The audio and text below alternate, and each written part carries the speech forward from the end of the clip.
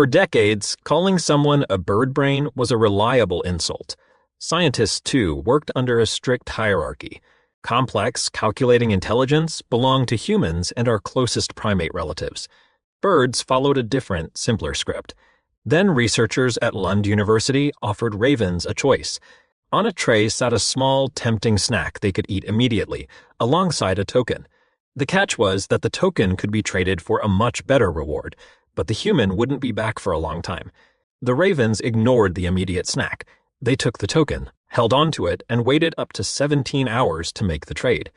When put through comparable bartering tests, these birds outperformed chimpanzees, bonobos, and orangutans. They even scored higher than 4-year-old human children. We are looking at a display of delayed gratification and future planning. It forces us to ask what it actually takes to run a mind this sharp. A raven's brain weighs roughly a sixth of a monkey's brain.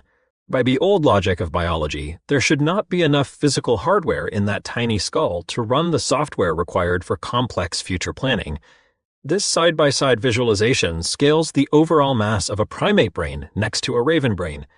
Gram for gram, passerine birds, the group ravens belong to, have twice as many neurons as primate brains of the exact same size.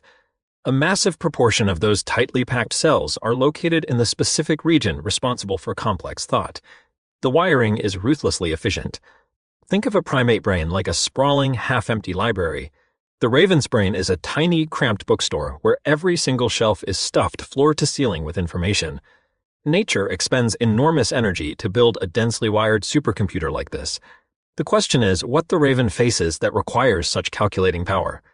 Ravens survive by caching, hiding their food to eat later.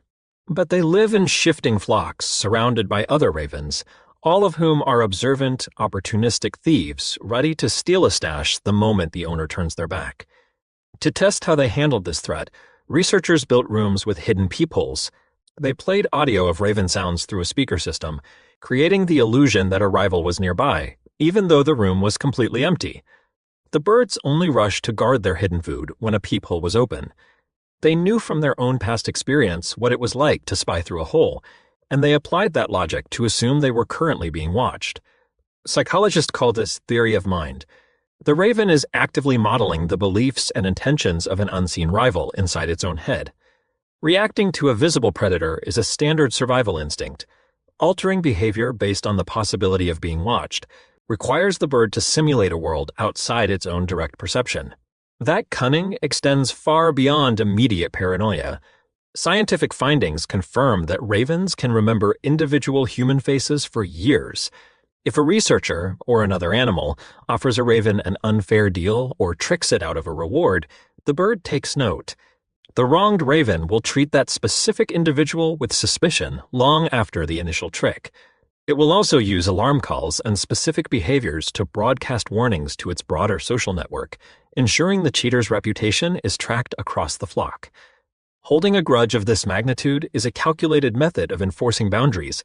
It allows the bird to track who to trust within a precarious community. This ability to manipulate social dynamics reaches its peak in an ancient cross-species partnership between wild ravens and wolves. Ravens act as aerial scouts. They exhibit what biologists call staging behavior, hopping and flying short distances ahead to entice and lead wolves toward potential prey. Tracking research shows ravens memorize kill site patterns and build mental maps to guide these scavenging trips, deploying navigation and spatial memory to find food. The investment goes beyond the hunt. Ravens will grab sticks to play tug-of-war with wolf pups and boldly pull the tails of adult wolves to provoke a reaction. These low-stakes games build the social familiarity that pays off weeks or months later at a fresh kill. Researchers call this the social intelligence hypothesis. Raven intelligence is a response to the treacherous, shifting politics of alliances and rivals within a flock. Stripping away the feathers reveals a set of psychological strategies, tracking reputations, building alliances, and prioritizing long-term rewards that appear in many species with complex social lives. This diagram maps our evolutionary history.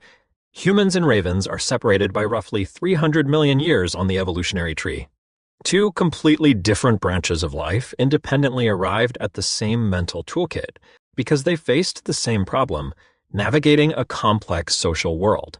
Biologists call this convergent evolution. The Raven's mindset demonstrates that patience and social awareness are independent, high-performance solutions to the problem of surviving a complicated world.